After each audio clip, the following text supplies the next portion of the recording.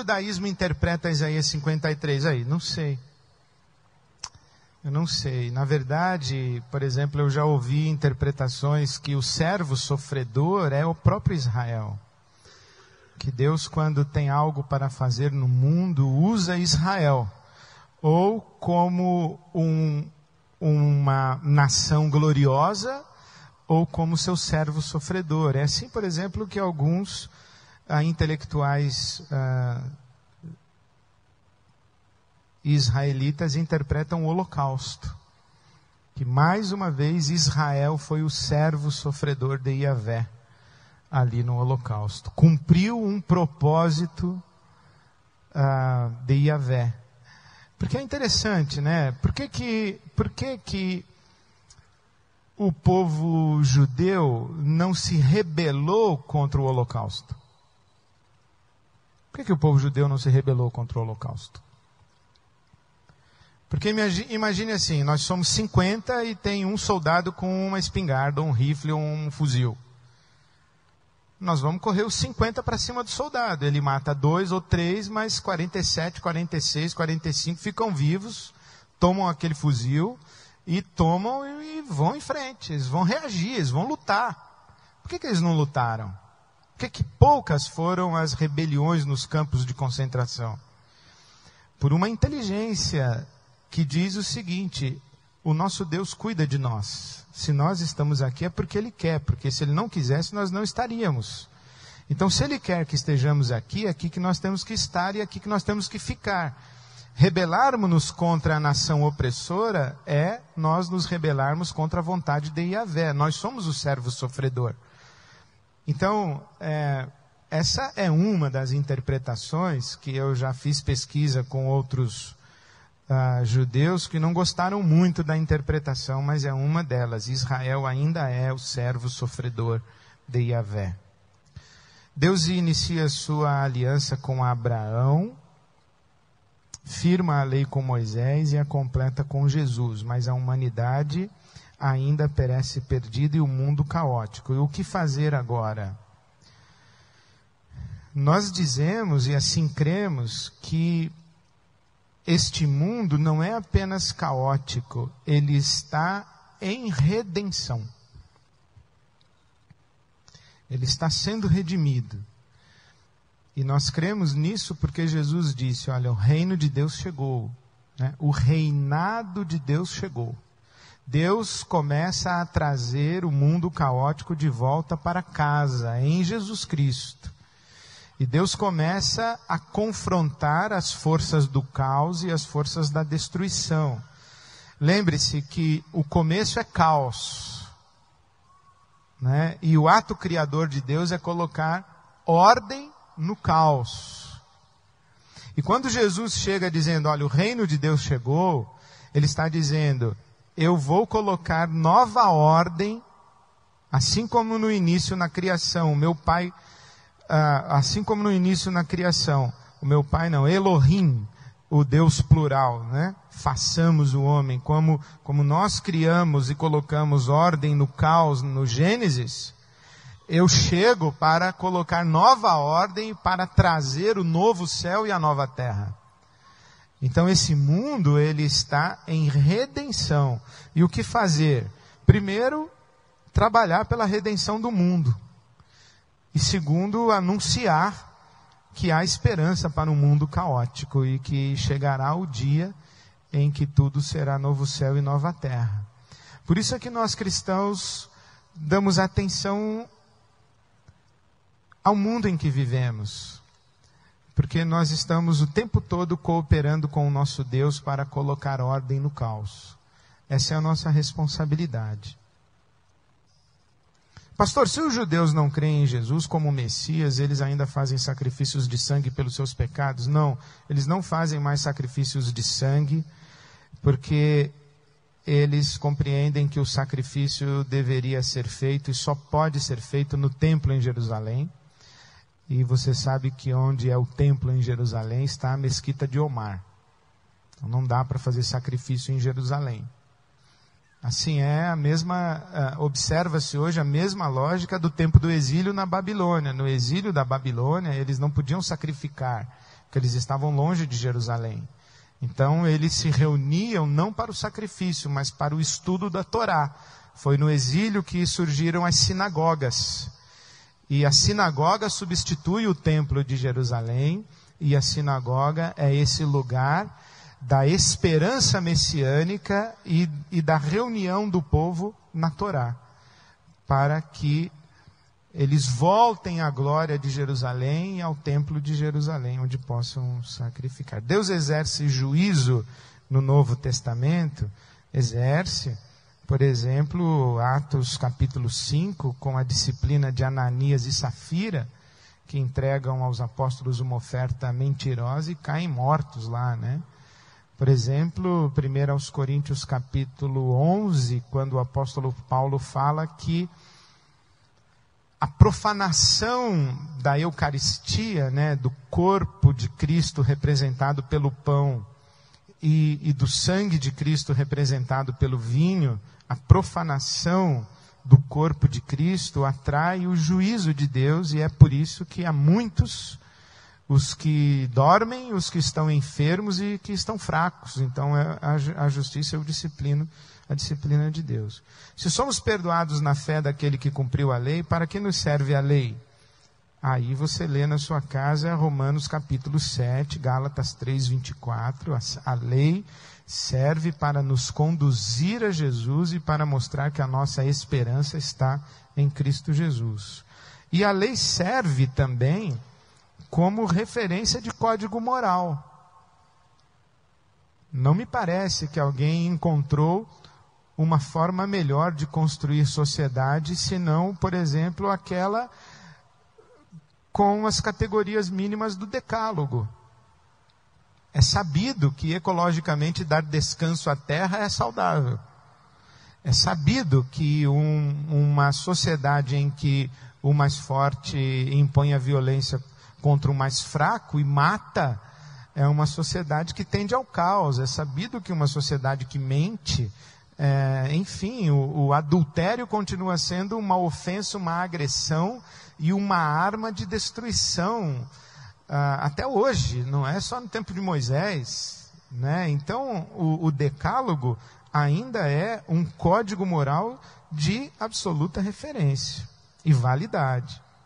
Se um judeu que conhece a Torá ler o Novo Testamento não se converterá, olha, há várias possíveis respostas a essa sábia pergunta. Uma é, depende do Espírito Santo. Porque o Espírito Santo é que convence o homem do pecado, da justiça e do juízo, disse Jesus, né? Segundo é que esse se aqui é muito interessante, né? Se um judeu leu, até um judeu leu o Novo Testamento, não como um texto a ser criticado, mas numa legítima busca espiritual de Yahvé, então, enfim, isso depende de Deus, né? Eu acredito muito que os judeus conhecem o Novo Testamento, mas não o conhecem numa perspectiva de uma busca. Aliás, eu não acho nada, eu não vou ficar falando mal dos outros, pelo amor de Deus. Desde criança, sempre tive a sensação de que forçamos as referências do NT ao VT. Por exemplo, o justo viverá pela fé, mas o Velho Testamento diz pela fidelidade. Uma coisa é crer, outra é ser fiel. Parece-me que o NT altera neste caso que citei, e parece-me que chega a propor um significado oposto àquele pretendido pelo Velho Testamento. Então não é que ele altera, você viu que ele ressignifica. Ressignifica. O justo no Antigo Testamento vive pela fidelidade à lei.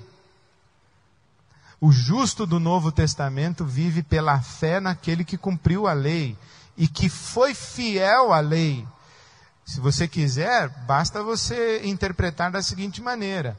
No Velho Testamento diz, o justo viverá pela fidelidade. Fidelidade a Yahvé nos termos da lei. No Novo Testamento também.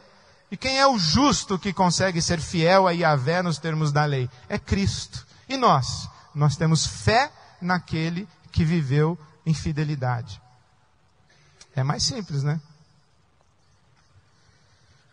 Quais os motivos de alguns teólogos optarem por pregar o Cristo histórico? Não sei, talvez não se converteram, né? Estão querendo um líder político, eles gostam de fazer filosofia, não sei. Talvez eles acham o Cristo de Deus, o Cristo como divino, uma construção humana e não uma realidade, né? Eu não sei que motivos eles têm. O fato é que o apóstolo Paulo disse que isso aconteceria quando ele disse que a cruz de Cristo é um escândalo e é uma loucura. Então talvez o Jesus histórico seja mais plausível à racionalidade contemporânea. Mas o Evangelho não é uma questão de plausibilidade. É de revelação, né? O Evangelho não é filosofia e não é lógica. É revelação. Enfim. Entendemos o motivo de os judeus enviarem Jesus para a cruz, já que era necessário que ele morresse como morreu por nós. Mas qual o papel dos judeus hoje na sociedade? Eles vão continuar esperando o Messias? Não, eles estão esperando o seu Messias. Estão esperando o seu Messias. Judas morreu enforcado ou se partiu ao meio, derramando suas entranhas, segundo Atos 1:19. Aí você vai ter que pegar a narrativa dos evangelistas e a narrativa de Atos, que parece que realmente há uma contradição. Essa é uma boa oportunidade para você ir no Google, pesquisar as diferentes explicações para esse conflito aí de narrativa bíblica. O que você poderia... Você mandou várias perguntas, hein? A sua letrinha aqui está em vários papeizinhos. Muito bem. O que você poderia dizer a respeito do ser de Melquisedeque? Era um anjo, continua como sacerdote com Cristo? Eu não sei. Eu falei que esse Melquisedeque é complicado, ele é mistério, esse Melquisedeque. Eu não sei não, só se ele não é uma figura do próprio Deus, em vez de ser um anjo. Como o senhor interpreta Melquisedeque? Melquisedeque fez sucesso. Sei não, pessoal, teria que ter uma noite só para Melquisedeque, viu? Porque ele é extraordinário. Eu nunca tive coragem de pregar em Hebreus capítulo 7. Porque eu tenho medo de falar de Hebreus capítulo 7. Eu tenho medo. E acho que isso é uma coisa que a gente deveria aprender também. Porque eu aprendi a duras penas. É dizer, não sei, tem coisas na Bíblia que eu não entendo, não me atrevo a explicar e muito menos tentar pregar sobre essas coisas. Eu não sei, tem coisas que eu não sei. Não sei, só sei que foi assim, né? Como diz o... Adão é o primeiro homem e foi feito homem adulto. No Novo Testamento, Jesus foi feito homem criança. Quem disse que Adão foi feito adulto?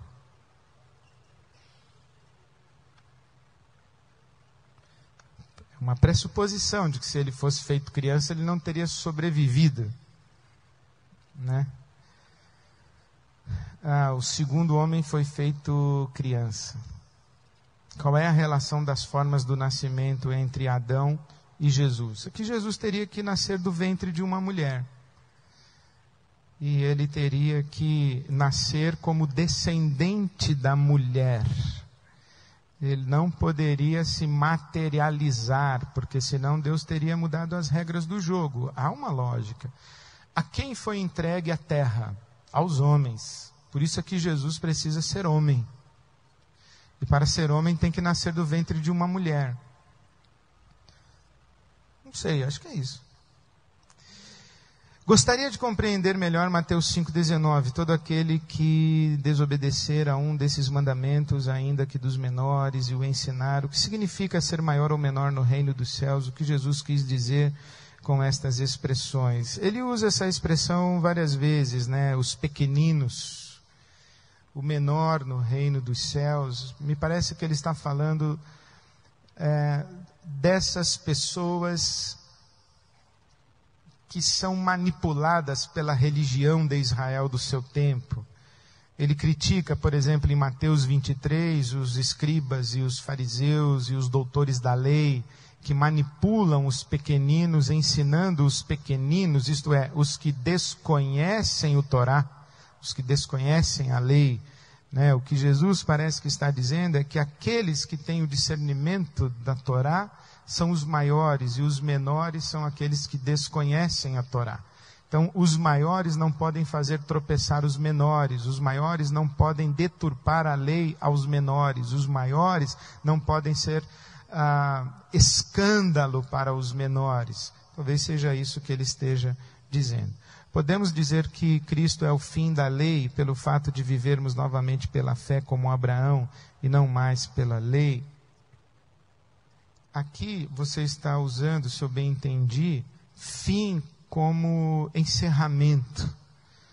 Mas não é essa conotação. O fim da lei, conforme o apóstolo Paulo usa em Romanos capítulo 10, é o fim como finalidade. Jesus é o cumprimento da lei. Jesus é o ponto de chegada da lei. Toda a lei leva até Cristo. Não é que Cristo encerrou a lei. É o fim como finalidade. Jesus é o único com sacerdócio de Melquisedeque, porque os mórmons se proclamam sacerdotes de Melquisedeque. Jesus é o único sacerdote de Melquisedeque, pelo menos na Bíblia Sagrada. E eu não sei porque os mórmons se proclamam sacerdotes de Melquisedeque. Senhores, menos de 10 horas, graças a Deus, chegamos ao fim de mais uma noite. Queria lhes dizer que as referências que lhes dei sobre Jesus Cristo no Antigo Testamento não foram completas. Os senhores podem aprofundar a sua pesquisa e perceber Jesus no Antigo Testamento. Há inclusive referências outras, aquela fita escarlate na casa de Raabe, é uma referência a Jesus, e outras tantas, não é? Então, o que eu tentei lhes mostrar foi que a nossa Bíblia cristã, ela é um texto único, e que contempla o Antigo Testamento não como algo obsoleto, mas como algo imprescindível para o discernimento da pessoa do Cristo. A nossa Bíblia tem o Antigo Testamento não como um apêndice, mas a Bíblia é um texto único. Não é que a nossa Bíblia cristã é o Novo Testamento. Não, a nossa Bíblia é o Antigo e o Novo. A nossa Bíblia é o Antigo levado às suas plenas consequências e finalidade. Por isso que nós temos o Antigo e o Novo num texto único, é um livro só. Para nós, composto por 66 livros, mas é um livro só. Se nós não tivéssemos Levíticos, não conseguiríamos entender absolutamente nada de Hebreus. Se não tivéssemos a narrativa do Êxodo, não conseguiríamos entender absolutamente nada do que João disse: eis o Cordeiro de Deus que tira o pecado do mundo. Se não tivéssemos a estrutura sacrificial, se não tivéssemos a estrutura sacrificial mosaica, não conseguiríamos entender o sacrifício do nosso Senhor Jesus Cristo na cruz do Calvário. Então nós temos um livro só. Então, a partir do próximo encontro, nós vamos para o Novo Testamento. E eu quis fazer essa transição de que nós aqui do Novo Testamento olhamos para o Antigo Testamento através de Jesus. E agora no Novo Testamento nós vamos ouvir Jesus falando para nós. O Antigo Testamento falou que ele viria. E ele veio. E assim o Novo Testamento o acolheu. Agora vamos ver o que ele diz para nós, uma vez que está vivo, presente entre nós e em nós. Amém. Que o Senhor Deus nos leve na sua graça e na sua paz. Uma boa noite a todos.